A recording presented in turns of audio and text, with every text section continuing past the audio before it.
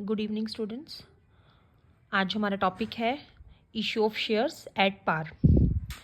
So we can issue the shares at par, at premium and at discount.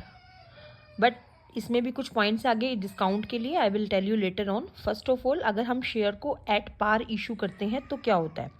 At par का मतलब होता है कि if our share is of ₹10 and we are issuing to the public at ₹10।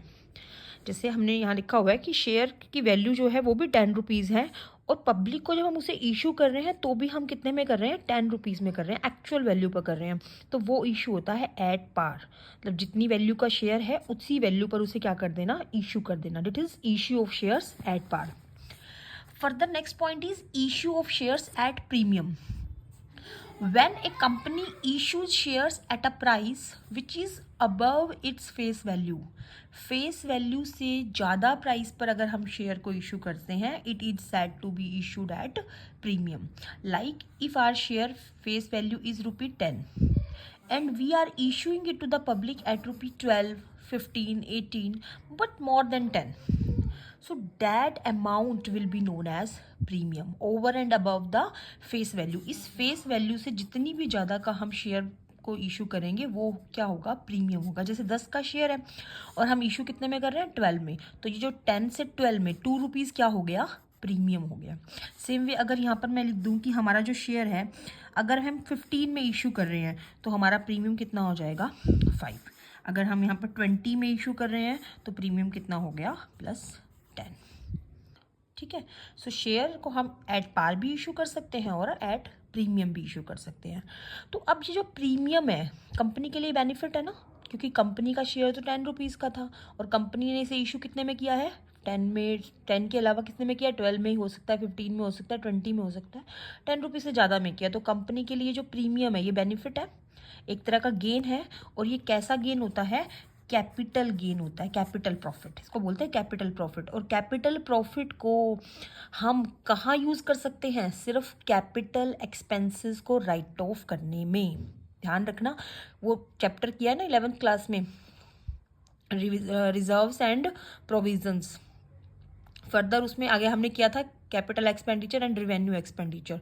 तो वहाँ जो हम पढ़ते हैं कि कैपिटल जो हमारे गेन्स होते हैं, कैपिटल जो प्रॉफिट होता है वो हम कहाँ यूटिलाइज कर सकते हैं? ओनली कैपिटल एक्सपेंसेस को क्या करने में? राइट ऑफ करने में। क्योंकि ये एक रिवेन्यू प्रॉफिट नहीं है, ये रिवेन्यू प्रॉफिट नहीं है, कैसा प्रॉफिट है? कैपिटल प्रॉफिट है। सो इसीलिए it must be credited to a separate account known as security premium reserve account. यानी जो प्रीमियम है ₹2, ₹5, ₹10 का, तो वो हम कहाँ ट्रांसफ़र कर देते हैं? सिक्योरिटी प्रीमियम रिजर्व अकाउंट में।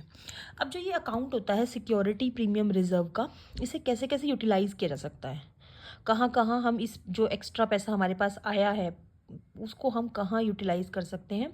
तो कहाँ यूटिलाइज़ कर सकते हैं? एक तो हम यूटिलाइज़ कर सकते हैं प्रिलिमिनरी एक्सपेंसेस को राइट ऑफ करने में। अब प्रिलिमिनरी एक्सपेंसेस कौन से होते हैं? जो कंपनी के फॉर्मेशन से पहले, कंपनी के फॉर्मेशन से पहले यानी प्रमोशन में जो कंपनी के एक्सपेंसेस लगते हैं, उन एक्सपेंसेस को इस सिक्योरिटी प्रीमियम रिजर्व से हम राइट ऑफ कर सकते हैं। सेम वे अगर हमने राइट ऑफ करना है क्या? एक्सपेंसेस, कमीशन या डिस्काउंट जो हमने अलाउ किया है इशू ऑफ डिबेंचर्स में।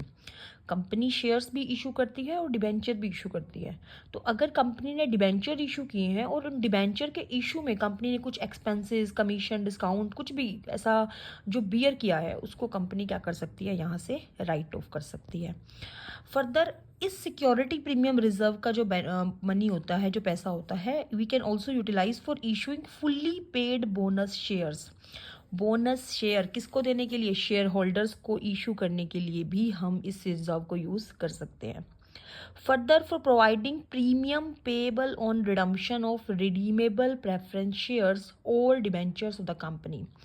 कंपनी शेयर्स, डिबेंचर्स इशू करती है और प्रेफरेंस शेयर्स और डिबेंचर्स को कंपनी रिडीम भी कर सकती है अपने लाइफ टाइम में।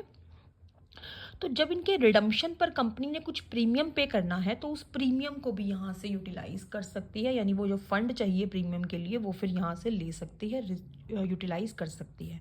तो ये सारे तो यूजेस हैं कि सिक्योरिटी प्रीमियम रिजर्व की अगर हम अपने शेयर को प्रीमियम पर इशू करते हैं तो वो जो प्रीमियम आएगा उसको कहाँ कहाँ यूटिलाइज किया जा सकता है। प्रीलिमिनरी एक्सपेंसेस को राइट ऑफ करने में, एक्सपेंसेस, कमीशन, डिस्काउंट, कुछ भी अगर हमने इशू ऑफ डिवेंचर्स में कोई भी खर्चा किया है उसको हम राइट ऑफ कर सकते हैं।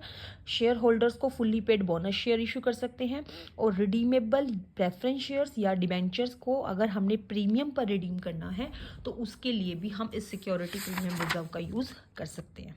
ठीक है, अब देखते हैं आगे कि ये प्रीलिमिनरी एक्सपेंसेस की जो बात की थी कि प्रीलिमिनरी एक्सपेंसेस को हम कर सकते हैं